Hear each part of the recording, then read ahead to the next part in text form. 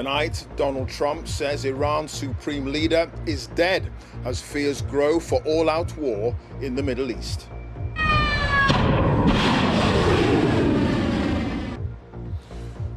US and Israeli airstrikes have targeted operations in Iran, and it's called Epic Fury. The president tells the Iranian people now is the time to overthrow the regime. When we are finished, take over your government. It will be yours to take.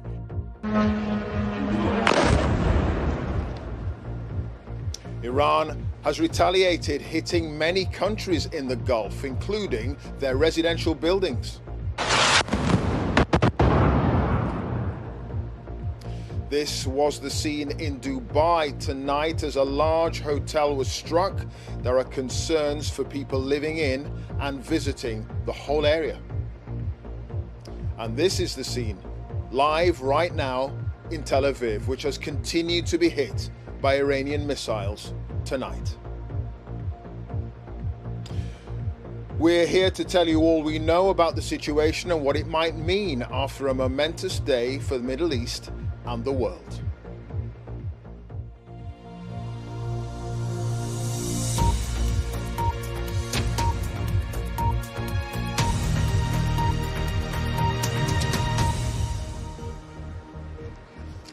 Hello to you from Tel Aviv, a region on edge tonight over fears of a wider Middle East war.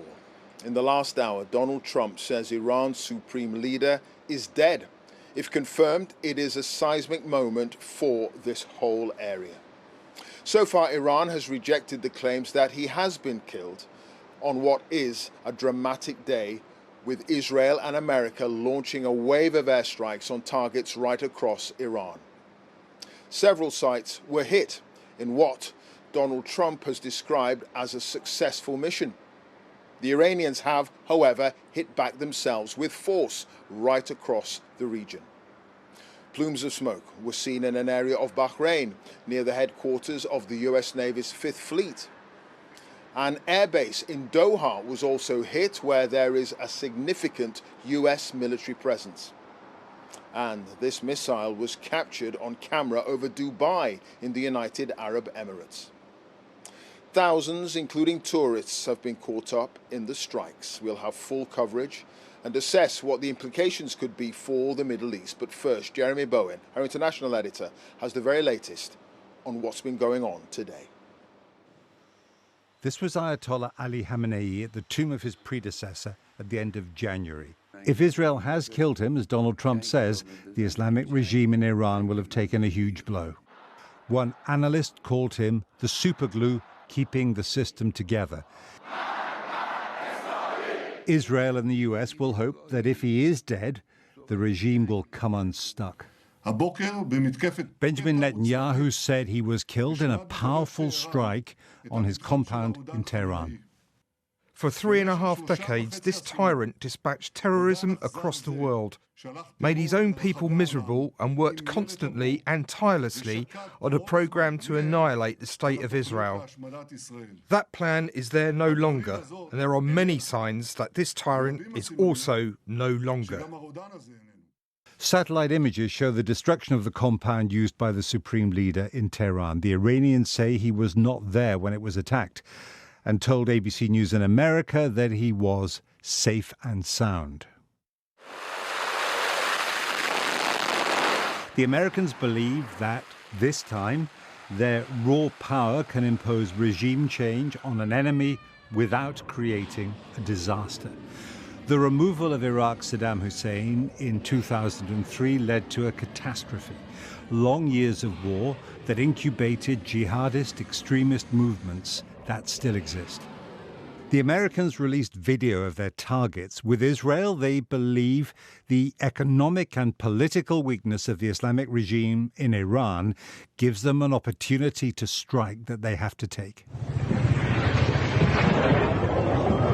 Israel and the US went back to war with Iran just after breakfast time in Tehran, hitting the capital and sites across the country.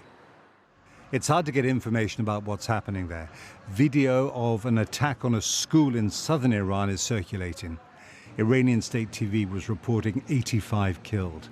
This is a dangerous moment with unpredictable consequences in the world's most turbulent region. Israel said the whole operation is a preemptive attack without producing evidence of an imminent threat. Sirens sounded immediately in Israel. War is political, and this is a war of choice aimed at changing the regime in Iran. Iran tried to deliver on its threat of a devastating response aimed at the extensive network of US bases in the Gulf. This was Qatar, as well as Israel. Go, go, go! Get inside. In Dubai, tourists looking for winter sun had a nasty reminder of the region's realities. Close by in Bahrain, this appears to be a strike aimed at the big US naval base.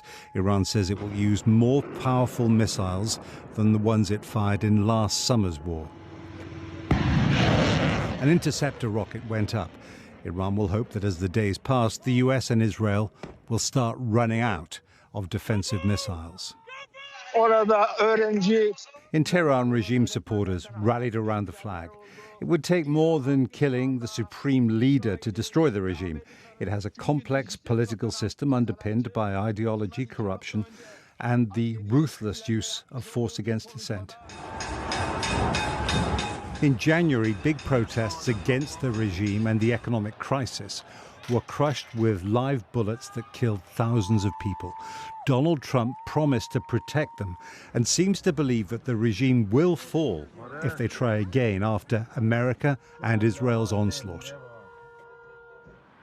At dusk, the Fairmont Hotel on Dubai's Palm was hit. It isn't clear if it was targeted or if this was caused by missile debris from an interception. The fire took hold. And this was Bahrain. More devastation. Iran has a big arsenal of accurate short-range missiles. Iran's leaders will now be calculating how to ride out the war, how to survive, and how to manage its consequences. Jeremy Bowen, BBC News. Well, tonight, the United Nations Security Council is holding an emergency meeting to discuss today's extraordinary events. And these are live pictures from the session in New York. The Secretary General, Antonio Guterres, warned that today's military action risks triggering uncontrollable consequences for the Middle East. Well, this evening, Donald Trump said he believes a large number of Iran's leaders have also been killed. The president said the operation has been a success. Let's go live to Sarah Smith, who's at the White House for us tonight. Sarah, the president seems happy with today's events. He has dealt a blow to the Iranian regime, taken out some of the leadership, and he says taken out the Supreme Leader too. Yeah, he announced that on his Truth social media site. And when he said that Ayatollah Khamenei had been killed, he described him as one of the most evil people in history, and then went on to say this is now the single greatest chance for Iranians to take back their country. And he's also been talking on the phone to a number of American journalists, describing the operation so far as a tremendous success, and saying he believes that quite a large proportion of the Iranian leadership have now been killed. The White House has released photos of President Trump monitoring operations in a specially constructed facility in Mar-a-Lago. Alongside him are the Secretary of State, Marco Rubio, and his Chief of Staff, Susie Wiles. Vice President J.D. Vance is seen in the White House Situation Room in Washington. A short time ago, Donald Trump posted a video on social media at 2:30 in the morning to inform the American people he had launched a massive attack on Iran. our objective is to defend the American people by eliminating imminent threats from the Iranian regime, a vicious group of very hard, terrible people. Its menacing activities directly endanger the United States, our troops, our bases overseas, and our allies throughout the world. Pretty good. So thank you. Just hours earlier, he was campaigning in Texas in a hamburger joint, giving no hint of the planned assault. I'm going to get some stuff for Air Force One, and I'm going to get the hell out of here, all right? place, okay? Yes, sir. Not much later, he was describing how he plans to stop Iran developing a nuclear weapon. We are going to destroy their missiles and raise their missile industry to the ground. It will be totally, again, obliterated. Last year, President Trump addressed thousands of American troops stationed in the Middle East, telling them his priority is to end conflicts, not start them. Now he's warning of casualties and fatalities. The lives of courageous American heroes may be lost, and we may have casualties. That often happens in war. But we're doing this not for now. We're doing this for the future, and it is a noble mission. When the US launched B-2 bombers to attack Iran last year, the action was limited to nuclear sites. Now he says the Iranian people have the chance to overthrow the ruling regime. Now is the time to seize control of your destiny and to unleash the prosperous and glorious future that is close within your reach. This is the moment for action. Do not let it pass. Donald Trump has railed against previous American attempts at regime change in Iraq and Afghanistan. He is not planning to invade Iran. He hopes he can overthrow its leadership without putting American boots on the ground. Sarah Smith, BBC News, Washington. Well, in the Iranian capital, Tehran, there's been loud cheers to celebrate the reported death of the country's supreme leader. Ayatollah Ali Khamenei has been the figurehead of the Islamic Republic for more than 3 decades. 7 missiles hit the presidential palace, and there have been strikes around his compound. Baran Abbasi from the BBC's Persian service reports now on a warning it contains distressing images. Cheers ringing out from residential buildings in Tehran after Israeli media reported the death of Iran's Supreme Leader Ayatollah Ali Khamenei. Claims Tehran has dismissed as psychological warfare. News that, if confirmed, would be welcomed by many Iranians who suffered under his rule for nearly 4 decades. This is how the day began. Panic on the streets of Tehran around 9:40 a.m., a working day in Iran, when loud explosions were heard across the country. War has started near our office down in Palestine Street. All the buildings were shaking. The streets are full of terrified people.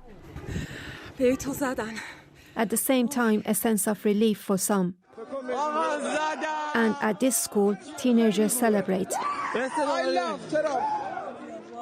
In early January, shocking pictures were shared with the world of thousands of people killed when government forces opened fire on protesters calling for regime change. The brutality left many believing only military intervention could topple the regime. But public sentiment could shift sharply if civilians are killed in the attacks. Many Iranians reacted with anger after state media reported that an Israeli strike on a girls' school killed dozens. The first victims of this war are girls in Minab, hit by a missile attack. Is this the war you cheer for? A mixture of emotions. For some, a fear that more violence is yet to come. For others, a sense that the regime's hold could finally be challenged. In a country scarred by months of protest and deadly crackdowns, uncertainty reigns. As the smoke clears, Iranians are left to face the consequences and to hope for a future beyond fear. Baran Abbasi, BBC News. Meanwhile, Sir Keir Starmer says the UK wasn't involved in the strikes earlier today, but said British planes and forces were actively supporting their allies as part of the UK's commitment to the security of the Middle East. Our forces are active, and British planes are in the sky today as part of coordinated regional defensive operations to protect our people, our interests, and our allies. This evening, Sir Keir has been speaking to Donald Trump. Chris Mason is live in Downing Street for us. Do we have a readout, Chris, on what was said between the two leaders?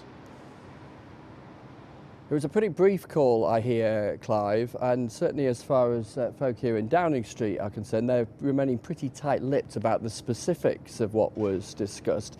Look, bluntly here, the UK, alongside France and Germany, are in a different place to the US and Israel. They have neither endorsed their actions, nor were they involved in any way. The Prime Minister emphasising, as you heard there, that yes, British planes have been in the sky in the region in a defensive capability, and he emphasises within international law, so protecting allies. And yes, the Prime Minister has condemned in strong terms Iran generally and the retaliatory action from Iran today. As far as the political reaction domestically is concerned, broadly splits on right-left lines. The Conservatives and Reform UK suggesting the UK should be much more supportive of America. The likes of the Scottish National Party and the Liberal Democrats very sceptical of this action. One final word tonight about the practicalities, Clive, for Britons in the region. The Foreign Office setting up what it calls its Register Your Presence system for British nationals in the region, so the government here knows where Britons are and can keep in touch with them. Chris, thank you for that. Chris Mason, our political editor there in Downing Street. Well, the strikes on Iran follow months of tension in the region. Since the start of the year, the US has been building up its military presence in the Middle East, the largest deployment since the Iraq War of 2003. Thousands have been caught up in the violence, including tourists across the Gulf, as Frank Gardner now reports. War has touched Dubai. Scenes like this one, a luxury hotel in the Palm hit by an Iranian missile, have shocked residents and tourists alike in the normally tranquil Emirates. It's been really, really shocking, and then it's kind of built up over the day, and unfortunately debris has landed on the Palm, which is about a mile away from where I live. And I actually could see from my balcony the black plume of smoke rise. Iran is lashing out at many of the Gulf Arab states that host US bases. This is in the UAE. And this is Bahrain, residential buildings hit by low-flying explosive drones. So far, casualties have been minimal, but Gulf states will not forgive Tehran for this. Offshore, President Trump's armada sits poised for an extended campaign.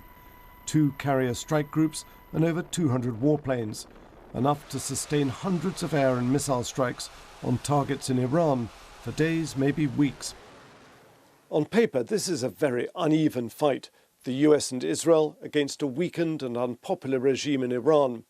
But that regime has been surprisingly resilient, despite having almost no air force to speak of, and it's been hitting back with whatever weapons it still has. It's been firing missiles like these at Israel and its Gulf Arab neighbours, with some getting through. The race is on for the US to hit those Iranian launchers before more missiles fly. Iran has announced it's closing the Strait of Hormuz, potentially choking off a key shipping route for global oil and gas exports. And this AI propaganda video, made by the Revolutionary Guards, imagines a mass drone and missile attack, crippling a US aircraft carrier. That is still an aim, and it's still a nightmare for the Pentagon. Frank Gardner, BBC News. Well, successive US presidents, while they have desired regime change in Iran, they have feared a long, protracted, drawn-out confrontation, and so they've shied away. Donald Trump tonight believes overwhelming air power with America's ally here in Israel can win the day and topple an obdurate leadership that has long regarded the US as the great Satan. But spare a thought for the many millions of ordinary, courageous Iranians caught in the middle, brutalized by a repressive ruling class and military apparatus. They do have the courage, but will they be able to rise up and ultimately decide their own future? That's it from me and the team here in Tel Aviv on a day that will live long in the memory of many. From us here, have a peaceful night.